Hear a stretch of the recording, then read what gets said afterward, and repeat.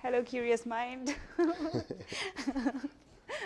So yeah, I think our whole topic is about magnifying hidden opportunities, and AKA making mountains out of molehills, which we have traditionally been said not to do. And we're going to try to see how do we magnify simple things that are around us to see where the opportunities lie. All right, hold on. So first, we want to make sure we get a chance to introduce yourself. So welcome everybody to the Anteater to AntLEADER workshop. We're here with Snigdha Ganesh, a good friend of mine, as well as a amazing person who's focused on innovation and entrepreneurship. She is the innovation manager or director at City National Bank. She's also a UCI alumni, graduate of the Masters in Innovation and Entrepreneurship here at the Mirage School of Business. We asked her to come down to talk about non-traditional thinking, which usually non-traditional thinking is more so known as thinking outside of the box. So she's going to delve into kind of what that really means, how that can be used to help yourself move through the journey of, for a lot of you who are leaving school and trying to find your next step, a lot of it is going to be required to think differently. We've all been told one way how to do things by our parents, by our coaches, our mentors, our advisors. At some point, all of that's going to be valuable knowledge, but you're going to have to put in the work and the changes to actually get where you want to go. So I think Snigdha is going to share with us a little bit about how some of the past can actually help you with your present. That also leads to some of your future decision making. So Snigdha, please just go right into it. Tell us a little bit about yourself and then go right into it. True. So I have always been this person who would see opportunities everywhere.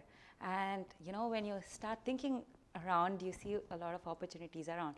But most often than not, I wouldn't know how to implement them because my domain and my expertise were in a very different field. So it got me curious to how do we implement irrespective of our domain expertise? And that's what led me to come to MIE here at UCI. And ever since I realized, you know, finding solutions is it has a process, but it's amazing, and I think that's where I am, and extremely passionate about finding unmet needs, and that I feel is my purpose as I innovate further. Okay. So tell us about magnifying opportunities. Hidden opportunities. Yeah. So first off, I'd like to ask, if you were going in an unknown path, for example, and you have no idea where you're going to go, what the scenario is going to be like, you have two choices. Either you take the world's fastest car, or you take a car that's adaptable, which can fly or which can swim. Which one would you prefer taking?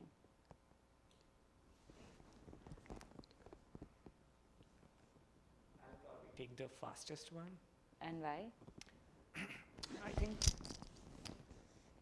I really think that speed is important.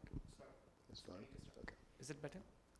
Yeah, you're good. As long as it's on, yeah. Because I think that I'm kind of like an explorer, I feel. That's why I came to US. Mm-hmm. I like to explore roles, jobs, industries. And I think speed, I really love it. I can charter more areas, figure out things. So that's the basic reason. Mm-hmm. Interesting. Amazing. And what might you want to take? I am very much non-traditional. So give me the flying car. I like that. I want to get there as fast as possible. But I've also been down that road long enough now to know that trying to get there the fastest is not always the best way. Yeah. So I don't know. It depends on which day. That's what was interesting to me, where he's like, I want to explore faster. Mm-hmm. So I think that's exactly what leads me to, you know, context matters, and why we use certain things at certain situations make that change. Mm-hmm. So where does non-traditional thinking actually thrive way more than the rest of the situations? And, you know, after that, look at, why is there so much comfort in known paths? Like when we know something, it's so easy and so comfortable. Is there any neurological and logical reasons behind it? And then ultimately, why even think differently? And when we think differently, we come up with ideas that are so different. So how do we change that raw idea into an innovative solution? And what's that bridge out there that makes the change?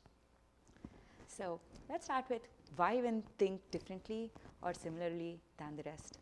Mm-hmm. Well, the reason is because nobody is trying to make bad decisions. Everyone's trying to make our own sensible decisions. And when we make that, if everyone is thinking similarly and everyone is acting similarly and we have same data sources to take from and probably even same vendors, then we are going to make same obvious choices. And hence, we need to find those different doors. Either we rewire ourselves differently, and even with the same existing data, how do we make that particular difference? Because that little change is going to bring about the product differentiation. And those, when things start getting competitive, how do we ensure that we find new doors to kind of make that change and make that difference? Well, you might be curious, is there any situations, shortcut, where things are pretty obvious, things are, where non-traditional thinking is most welcome in, because most often than not, it isn't. So there's a framework called the Canafin framework that I particularly read about during a decision trade-off workshop. And so they say that the decisions that we make happen through a spectrum of environment. One where things are extremely ordered, everyone knows what to do, and it's standardized to a major extent. And the other extreme where it's a chaotic environment. Nobody knows what to do. And so when there are no known paths, non-traditional thinking is most embraced. And hence, that is where non-traditional thinking thrives, and that's where things go forward. And a place where things get overlooked is when things are extremely standardized. People are acting without thinking. And hence, those are places where opportunities could get overlooked, and that is an easy area to find more opportunities. And you might say, just don't talk, give me facts and actions. So here we go. Zoom, when pandemic hit, it was chaotic environment. And although they didn't take on earlier, with work from home, school from home getting increased, Zoom got adopted to a very great extent. In fact, even their sales were rocketing up 383%, 169% every single time. So when chaos hits, people want non-traditional thinking, and that gets embraced, and people are experimental and ready to try. And where did it get overlooked are extremely standardized things. Cleaning has been there since the dawn of time. We have used some way or the other to clean and mop. And back in the day, it used to be fetching a pail of water and then having that pan and everything to kind of scoop things up. And the founder of Swiffer saw that people are cleaning the mop as much as they're cleaning the floor. And that doesn't make any sense. And so that's where he found an opportunity in an extremely standardized way of doing things. So as things get standardized, speed picks up. And when speed picks up, we do tend to miss things. And that's where the disruptors can have a say, or even us can magnify certain opportunities that could get overlooked, especially if it's not relevant with changing times. Is there, like, when we think about industries like cleaning, right? Like, obviously cleaning, either it be the chemicals that we've used are changing, or either the equipment that we use. What are some other industries that, like, non-traditional thinking really impacts in a positive way? I think literally in every particular industry, technology is the most impacted. And I've also seen fast food industry getting impacted, because they were industries where when health started coming into picture, they had to change, and if they didn't change, they couldn't sustain. So scenarios keep changing, and how you can do your core businesses with a little amount of non-traditional thinking takes the next game forward, like leveling up. Perfect, yeah. Including milkshakes. Any questions at the moment at all? No? Not yet? All right. And there's a pace of change graph which says that earlier it took 50 years for a huge change to come. So as long as you were doing your current things well, you were okay to go. And that has only started reducing with time. What was 50 became 40, became 7, and now it's projected to be 3 to 5 years. So every 3 to 5 years, you're going to have a new situation come up. And so there's more chances for non-traditional thinking to start getting embraced. So when things change, no matter what, if we have kayaked to a certain place and we know ins and outs of kayaking and we can kayak the fastest, if we need to climb the mountain next, strategies have to change. And this is as simple as, but then when we first get into it, we'll see like we are a fish out of water. Things feel different. It's a new scenario. How do we handle this new scenario? And what's interesting to me is when I read about the fish out of water phrase, the fish actually jumps out of the water because it starts getting suffocating. And it's the exact same environment that's suffocating for one, which is conducive for many. And relating it back to our own market, it's kind of similar where there are majority and there are people who are making that jump. And making that jump becomes essential, seeing all of these situations in the past. But also, when we make that jump, there is so much of threat that comes in our way. And so there are threats in knowns, there are threats in unknowns, and there are threats in stagnation. And here, I feel that's the same thing. So are there any threats that scare you more than others among threats in known, stagnation, or unknowns? Anything that scares you more than the other?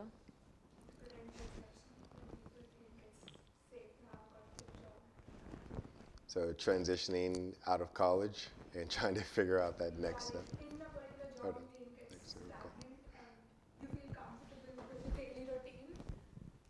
But until the recession hit, people don't really realize that unless you think on your own and you have something on your own, this stagnant, non-changeable, your job, day-to-day job, your everyday routine is actually not safe. Yeah. So I think that's suffocating for me. Big time, big time. Stagnation. Yeah, probably even when you do get into your career though. Imagine that level of stagnation. You've maxed out your skill set in a sense and you don't see a way up or a way forward, or some of us choose to stay in that position because it's security, right? We got our paycheck, we got our friends, we have our routine. And then you kind of do that for 20 years and now you regret it after because you're like, man, I wish I would do something else, right? So I can get that too. Yeah, for sure. Yeah. For sure. Yeah, I feel so too. I find unknowns are still easier because I magnify the opportunities there, but stagnation suffocates me the most as well. Yeah. What about so that brings me to a question like, just from your perspective of understanding this non-traditional thinking and actually applying it, what are some of those early skills or non-traditional thinking methods that you could use as you're transitioning from a college to that workforce, looking for that job that's going to make you happy or looking for that potential career that you just, feel so excited to wake up to? I feel when I was in that stage of finding my career passion, I would sometimes go to the library and I would see what kind of aisle do I keep going to? Why do I keep defaulting there? And I tried to explore various different industries, and there'll be one particular industry that energizes me way more than the other. And so that's how I figured that I love this. And then love was not enough, because then nobody's going to give you a job just because you like it. And then I think I had to start honing skills, networking, and it's always one pool to another. Once I figure that this is what I want to do, I need to specialize within that. Then I need to specialize more. Did you find that, obviously you've had your master's degree and you've done other work before you went to school, you've worked in different places in Dubai, you worked in places here in the US, did you feel like a lot of your experiences led to going to those aisles, or where did that interest come from? Because non-traditional thinking, you went to the library, found yourself going through a particular aisle, but why did you even go down there in the beginning? I was happy doing what I did, but there was an energy that said it's not this. And then I didn't know what next, but not this was all I knew. And I had to explore.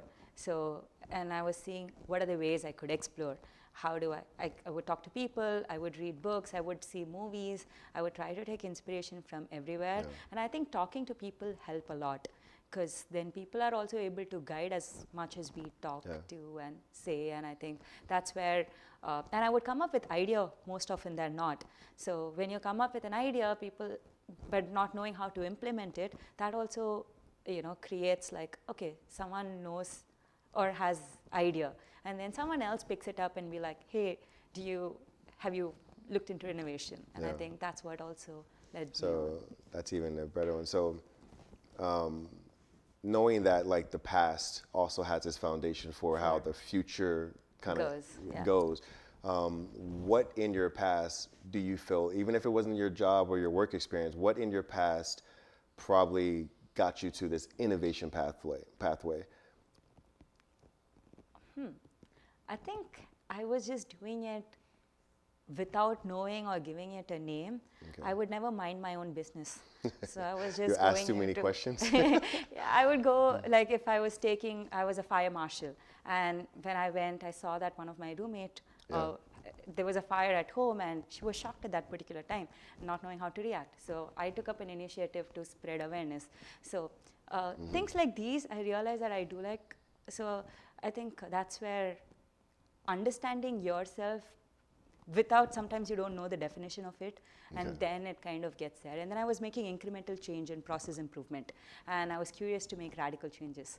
And again, that led me to innovation and things like that. So yeah. So are there patterns to break patterns? Yes, there are. And we could take inspiration mainly from nature. And nature is one of the easiest things to like draw inspiration from. And there's a concept called biomimicry. And this happened even with the engineer of the bullet train, where he was a lead engineer, and he realized that there was a huge amount of sound that the bullet trains made. And he was also a very keen bird watcher. And so he saw that the kingfisher was diving in without any noise and picking up the fish and coming out. So then he drew inspiration for that to bullet trains. And he's not alone in doing that. Wind turbines got its inspiration from the whales, and Velcro got its inspiration when someone was going out there dog walking. So as we do our regular routines, as long as we are aware of or curious about what's happening out there, things make a change. And what fascinated me the most is our car windshields. It's designed in a way that if something falls on it, it cracks but doesn't shatter. And that has been taken from spider webs. So there are tools out there if we just search biomimicry, where flashcards are generated with what's happening and why it's happening, and we can keep switching until we get an aha moment. So there are free tools out there. What are the ways we can draw industry parallels? For example, there was a healthcare industry, and when babies were born, if they were not given attention at that particular time, it could go fatal for them. And yet another industry which worked on extreme timing was the Formula One.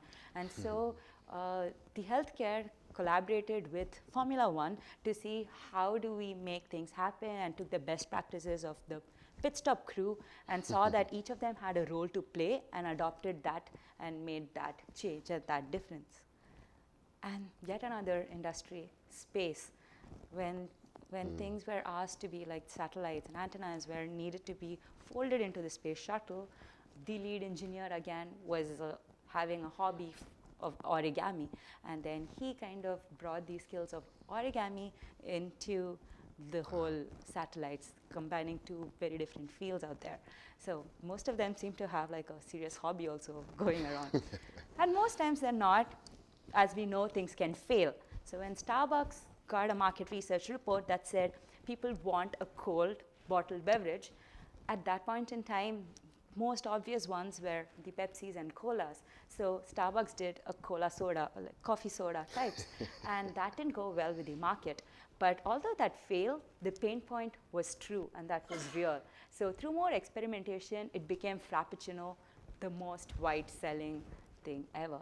So taking inspiration just helps us fuel our creativity and keeps going us forward, and gives that multiple doors when one fails. And I think that's where the whole non-traditional thing also comes in place. You kind of mentioned like the medical industry, or the nursing practitioner kind of reached out and was asking for perspective on how to be more effective and efficient with babies, right? So what are some other like non-traditional thinking perspectives that you can use like in your daily as like an entrepreneur? Because we deal with entrepreneurs and we have people here looking for professional development. What are some other things that you would kind of say like, do this differently, or try this? What are some suggestions? I think what I have read is there is a job to be done, and products are getting hired to get that job done. So for example, we are sitting here, we need to sit, and the chair is currently doing its job of holding us. But if I keep noticing what other pains are there, and if this is not the best way to do something, so we need to constantly look at the pains, look at the complaints that we have with certain things. And if that complaint is the same complaint that majority of people seem to have, that's an area of opportunity. So constantly looking for pain points will drive you to think a little differently than Or also you mentioned like a lot of those examples you showed came from people's hobbies or most their often than not. experiences. So like tapping into just not just doing something, actually paying attention to what you're doing in a and what different that can field, affect, and if that can be integrated into yet another field. And this is where a lot of it's also called metaphorically taking something. So what's not there in your industry, can you take inspiration from an industry that's very different into your own industry and make that happen? You know, it reminds me of like early in entrepreneurship, we would always say like, you know, our company is the Microsoft of, or the Airbnb of, and at least that gives context. And then it's your job to kind of help us get there and understand like, what do you mean by that, right? Yeah. But at least there's context that you're pulling from something that has prime example of pure execution. Sure. I see what you mean. Okay, I like that. And sometimes when all of these things, when we do that and the problem is still not, you know, known, then we change the problem perspective. There's a book called What's Your Problem that I read recently. What's your problem? And what they say is there are different types of problems that we encounter. And there was a scenario very early on in the elevator industry where people were saying that the elevators were going slow. And so a lot of engineers were put into making the elevators fast. And then there was one scenario where people said, what is really the problem? And they came up to the fact that the wait time was more frustrating than the speed or the elevator speed. And so in trying to make the wait time more engaging, they started having shiny surfaces so that you kind of look at yourself and you kind of kill time, or having music and things like that. So perception matters, and when you change that perception, sometimes things can go wrong. So sometimes we are stuck on certain problems, and then we try to keep solving that problem thinking that's the real problem. And if it's not getting solved, sometimes just come back and see if there's another problem perspective to it that can kind of make a difference. And again, plays out there. So at the end of the day, I kind of liked this quote. It's not where we draw inspiration from. So we don't have to think of it as stealing or copying, but as inspiration. And again, it's not what we take it from, but where we take it to. And how do we kind of take this inspiration to make things happen? And that's what is going to make that idea into a reality. And most often than not, it's said that we don't think and act at the very same instance. And also, innovation has to impact majority of people, and also if the new way of doing something has to be way better than the previous way of doing something, and that's when it's innovative solution, else it remains an invention and a creative idea. And as threats are going to go around everywhere, inspirations are all over the place: nature, books, music, films, conversations. So these are a few books that I fall back to most often, and if anybody wants to borrow, more than happy to share. You know, we also have the UCI library online. If you guys probably typed in these books, you probably will get one of them, at least two of them will probably be in our storage of books. So just in perspective, like give us more of I would say like a rapid fire of kind of some things that you have done to kind of continue your non-traditional thinking, even when you're in your new position now, being an innovation manager, and you're in a bank, which, where does innovation in banks, like, I mean, we understand banks are traditional, right? They have just a structure that they've always had, but then there's those who are more innovative. So being a part of a bank who's looking to be more innovative, like what are you doing on a daily basis to try to bring that innovation to the organization? I heard this webinar recently, which was held in Las Vegas, and there was Ali Bank's manager. She said people wake up to Instagram and people wake up to Starbucks, and then they go into the banking app and then later go on streaming platform. And although we are banks or whichever industry we are, today it's such a huge digital world where everything is so interconnected from each other, where any kind of industry is going to affect yet another industry. So it no longer is limited to just me or just thing, because the world has gone in that way. So one major thing to realize is that we need to keep up to the technology, we need to keep up to the customer needs, and customer needs are no longer incremental. And they're also changing, because anywhere that there is a change, we expect the others to catch up for us to kind of be there. So basically, you're finding new ways to reach the customer and identify what their real pain points are and how to build on top of that. Because there's always going to be, today if something is satisfying a particular need, it may not be the same tomorrow. So we are going to lose relevancy if we don't keep updating. So it's important to know if what the consumers keep wanting, what is getting offered, and how can we do it in the best possible way to keep staying ahead of the curve. Got it. How about, what's your thoughts on just non-traditional thinking and how it can help with, professional development? Obviously, we have lots of students who are, they're going through different phases. They are, they have different journeys going on. They have their student journey going on. They have their life journey going on. They have their work journey going on. Some of them were PhD students. They have all of these different journeys going on. It's kind of hard to manage that process.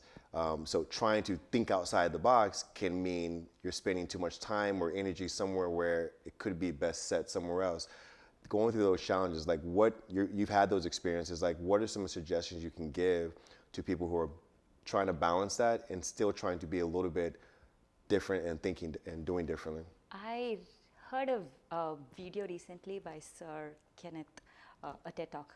And he said, how do we enjoy multitasking, or do we think that it's cumbersome? So in the last minute when we multitask, things are too hurried. You know what to give priority to and time to, and then it doesn't go forward, and we think multitasking is not as good. So non-traditional thinking is more of a slow process where you need to multitask in a slower pace. So over a period of time, when you have given enough time to multiple things, then the connect happens when you need it. So when you do this whole thing in a slower process, that's what fuels non-traditional thinking. So I think when we are in that chaotic scenarios, we need to pause, and most often they're not, stop what we're doing, go do something else, and come back to this, and then either time or more data kind of gives us solutions. So makes sense. Stay back. Thanks for that. Any questions at all?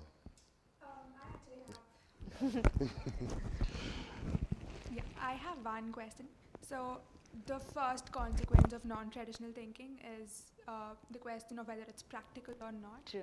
So how do we balance, how do we throw out ideas that are not impractical? How do we draw that line between practicality and it's not possible? It's true. Ask me about it. I can tell you every single time. So what happens is people, when you tell me an idea, most often they're not, we think that's a solution that someone has come up with, rather than thinking that they are actually thinking. So there is a concept in design thinking which says, when you're thinking, diverge, go crazy, say whatever. And that is where wild ideas are welcome and accepted. And when we solve, then we need to look at the practicality, because we need to make that happen. So what's important to understand is the purpose of why we are doing it, and not sticking to this is the only way of doing it, and there can be multiple ways to do it.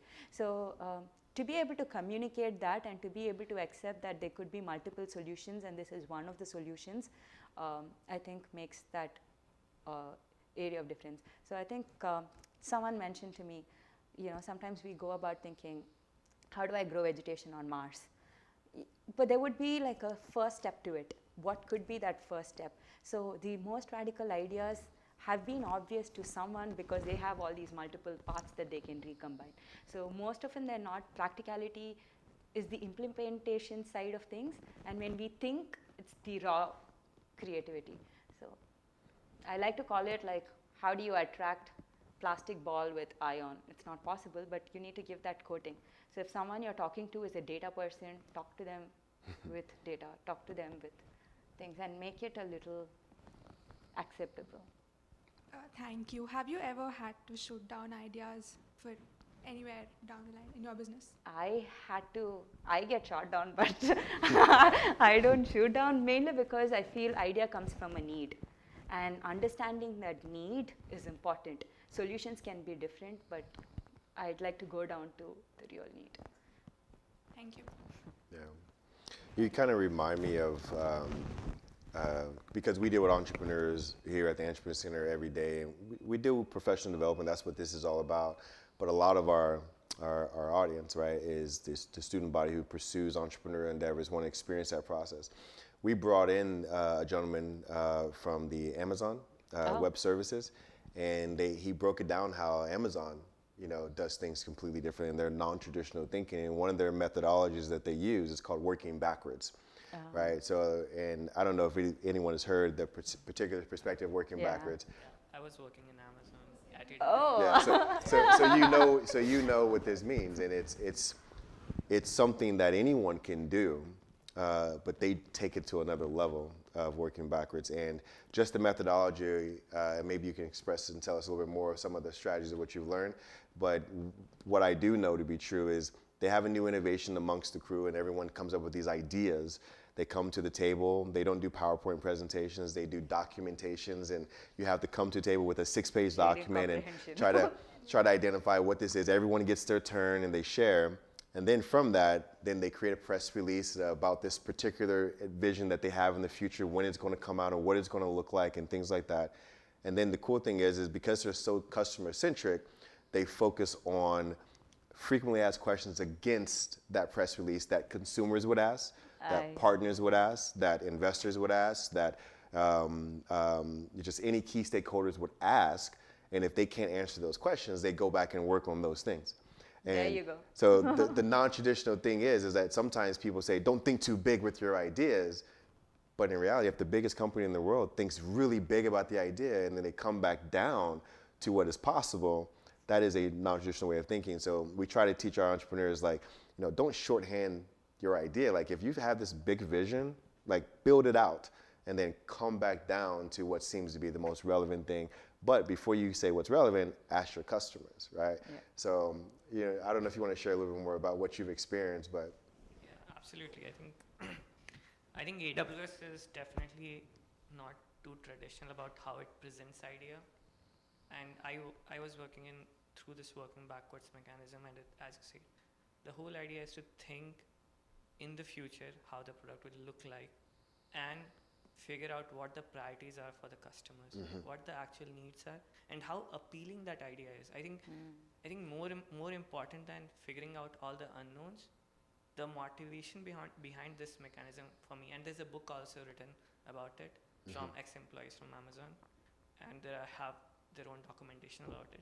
But I think the motivation here is to see how appealing that idea is, and then it gives a really good clarity to all the team on why we are building things and what we are building it for, what's the vision outside. And it's not like a really concrete idea. It's not something that they've all figured out that, hey, this is how it will happen in the future. But as they go along, they change that idea, they keep iterating over it.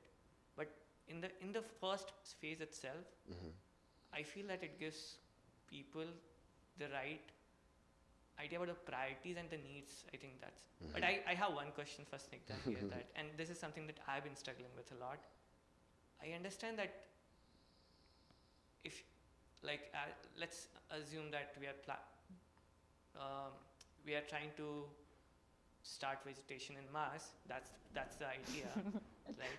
Really good idea, really strong idea that every scientist or engineer should perceive for.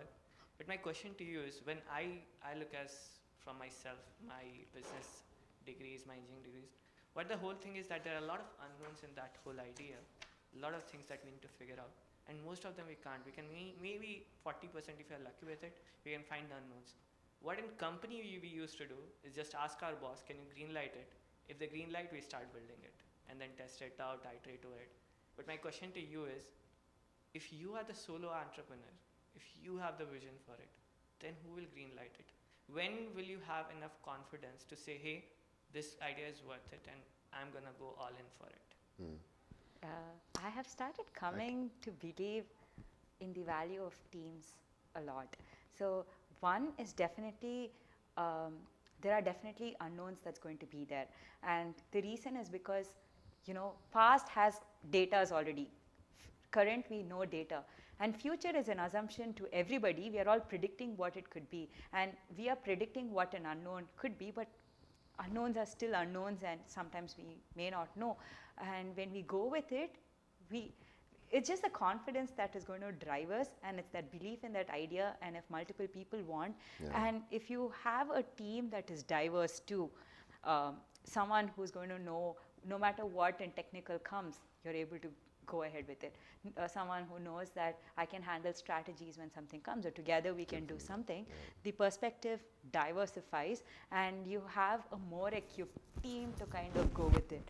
So I saw an image of one particular animal, which is a combination of multiple animals, and it feels like we take a lot of our experience with us. So when unknown comes, we try to explore. And I don't know, like an idea that we definitely go with is conviction, I guess.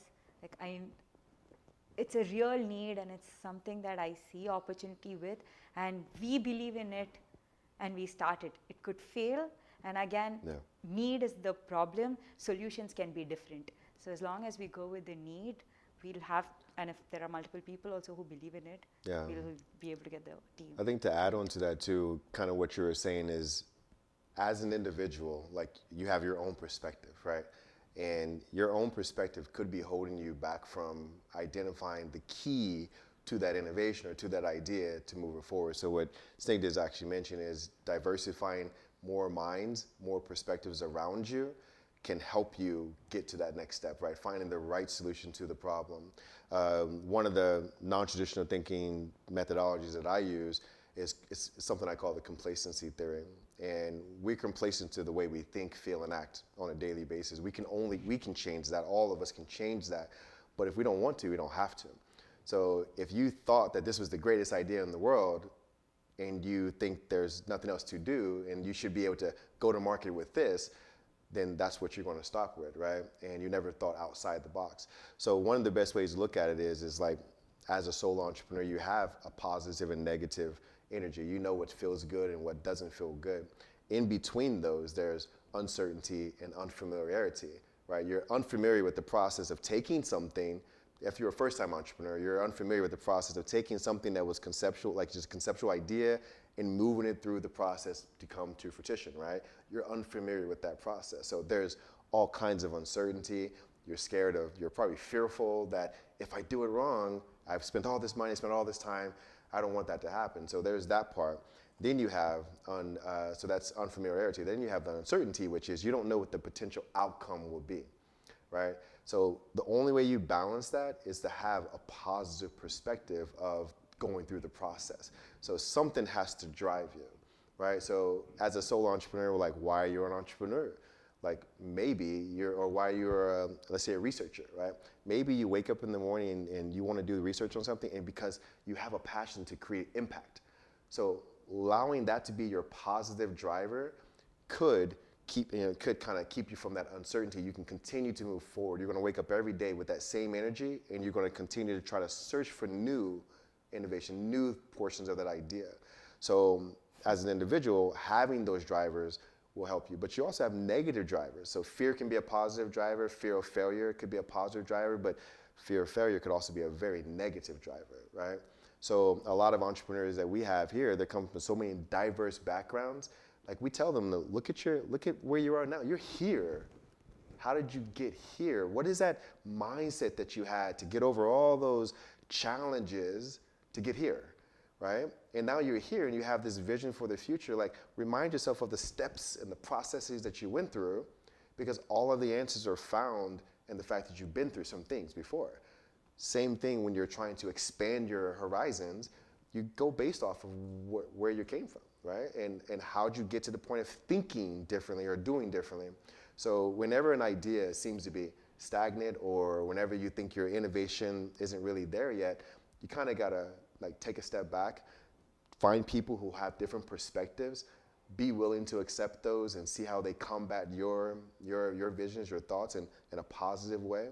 And then kind of, you know, if you don't have the team, you don't have those people, it's really taking a step back and trying to, you know, remind yourself of why you start doing what you're doing in the beginning. Because the core foundation of why you started is usually kind of what's going to keep you going, if that makes sense. Yeah. And not give yourself too much perfection. It's okay to fail, but Yeah, it's yeah. important to retry. Like, this solution failed, but keep trying, and definitely definitely we're going to fail. But Yeah, remember the core characteristics that we have as human beings is to, I mean, what separates us from animals? Like, give me your perspective. What separates us from animals?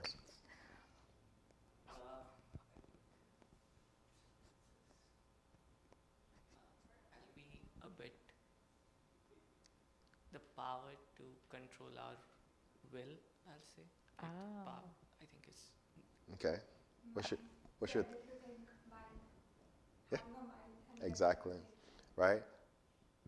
Animals can think, we can think. Animals can feel, we can feel. Animals can act, right, on their feelings and thoughts, right? The difference is we aren't always fight or flight, right? We have judgment, indecision, and all these different levels of things that we feed off of. Animals do too, but they do things more in patterns and repetition, right?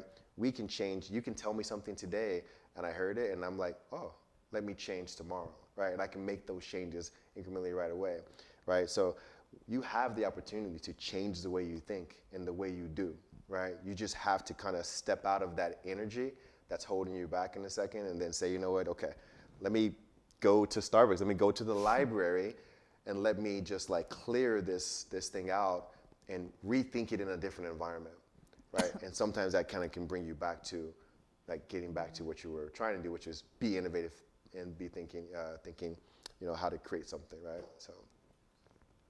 I think he still has question in his head. Yeah.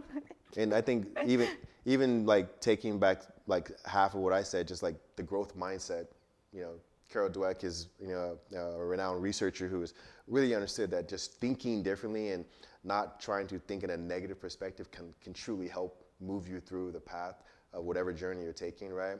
There are reasons to be fixed mindset, right? If you're at the emergency room and you're trying to do surgery, like you're not going to be innovative of how to figure it out. No, you're going to go off of exactly what you know to be true.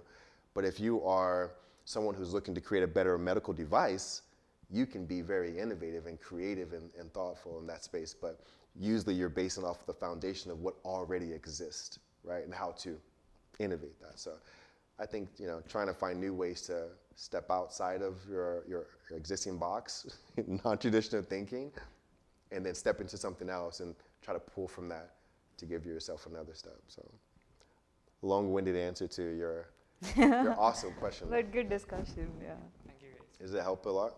Yeah, that surely helps. Yeah. I just have kind of a silly question. So I wake up, I get a new idea, like say something in my head. Hello, when innovator. Exactly, when exactly do I decide to bring on people to my idea? Because if I just go on, start forming a team, in its initial phases, the idea can be stolen and a competitive startup can be formed, given that the idea is good. So I, again, have come to believe that ideas are going to be everywhere. If there is a pain point and it's a real pain point, multiple people are going to think about it anyway. And by telling our idea to trusted people, we are actually only going to build it better, get different perspectives, rather than someone going to steal it out. So I think that is the first fear that we need to take out, that someone is going to steal our idea, and have like a more trusted environment where we can share the idea and embrace that perspective and see what someone else also has to say. And with respect to when do you bring people on, is again, this is something that I've read and heard, where when an idea is too nascent, it's so delicate, and you're also emotionally invested in it, and you don't want it to get shot down in so many ways, and you want a constructive, safe place to start building on it. So I think when you're, and I think it depends on who you're also going to go and talk to, because maybe some people may not bring that expertise into you. So also depends on who and where you go and talk things to. And to an extent, you need to have done research. You need to have, it shouldn't be too raw the first second that you think that you probably are able to say. But if you want to convince more people, you need to have more facts, need to have more insights, need to have more research point for the other person to also start building trust and seeing your vision with greater depth. And when that convention is so hard, it's difficult for someone not to get along in that bandwagon. Yeah. One thing that I would tell you, like, it is hard to find mentors or coaches or Very advisors. It's hard, right? Today, we have a little bit more resources than we've ever had available to you. If you really think about how we use AI today and like ChatGPT to balance, not to give you all of the answers. There's no, it's generative technology, right? It's not going to give you all new things, right? But one thing it can help you with is when you're not at that point where you're confident to deliver this, your perspective or your business idea or whatever it may be, take the concepts that exist today, such as we talk about like the business model canvas, or we talk about a mission and a vision and a problem statement or a solution statement. Take the concept of that, put as much as you can on paper within that concept, take it and then ask ChatGPT to counterbalance that, add feedback to that, give you guidance on how to best say this or how to best condense this or how to make it more detailed or more comprehensive or whatever it may be, so that you can get it to where it starts to have a little bit more structure, right? Because ideas are random in the beginning, but as you start to put it on paper, it starts to get a little bit more controlled. But then it still seems a little bit like off because some things are written one way, it's a little bit scribble here, whatever it may be. So then you say, hey, you know, my language wasn't correct on here, but hey, ChatGPT, clean it up for me, grammatically correct my text here, or whatever it may be, and then see what it pumps back. It may just give you exactly what you were thinking, or it may give you another foundational perspective, and then you just add to that, right? So if you say, you know, I have an idea for this, here's my mission, my vision, my values. Okay, help me make this more detailed. Boom. At least it would give you a foundation. And you can say, nope, this isn't right, or you can say, this is perfect, I can rearrange it to make it fit me, and now you have something that you can go talk to someone about, right? I mentioned the business model canvas, right? Think about your industry that you want to get into, right? Think about the industry that you want to research. Who's the best company out there? Who's the top company creating innovation in that space? And what is it that they've done in the last 3 to 5 years, right? ChatGPT can only go up to 2021, right? At the moment, eventually, you know, it'll be reading the internet. So whatever's happening now and whatever the projection is for the future 5 years, which remember, all these Fortune 500 companies, all of these large organizations who have key stakeholders, they have to write their reports, their investor reports, their key stakeholder reports to say, here's what we do now, here's what we're projected to do in the future, here's why you can continue to give us money to continue to do that, right? But if they're not doing what you want to do and you've identified that, now you have a good foundational component of what the market share leader is doing. You can start to build off of that, right? It may not be something you want to share tomorrow with Snigdha because you're like, I'm not confident yet. But what you could do is you could counterbalance it, cut it down and get it down to a 30-second pitch. At least you can do that. And now you can say, that 30-second pitch is exactly what I want to say. Now you can be confident about practicing that and start getting your ideas together and growing from there. Right. We don't all have friends. But I feel that energy, you know, when something happens, you want to tell. So have those people that will be okay. Like, I am excited to hear so many ideas. Exactly. However raw it is, like, have those people too, because I understand that feeling. Yeah, Snigdha will accept it. Your other friend who's not an innovation manager probably will not accept it, right? But, you know, that's just one today methodology to not ignore, because we don't all have those people that we may feel trusted to share ideas with and get their feedback, right? So. Awesome. Yeah. All right, guys. So I got one last question on here before we jet out, and this has been great, and I appreciate your knowledge and your experience, Snigdha, and your guys' questions. I guess the last one is it's going to be tough here. How can non-traditional thinking can contribute to social responsibility and ethical considerations in our professional lives? I think the fact that we have started looking at sustainability itself is a art of non-traditional thinking, because earlier it was not given as much importance as it is today.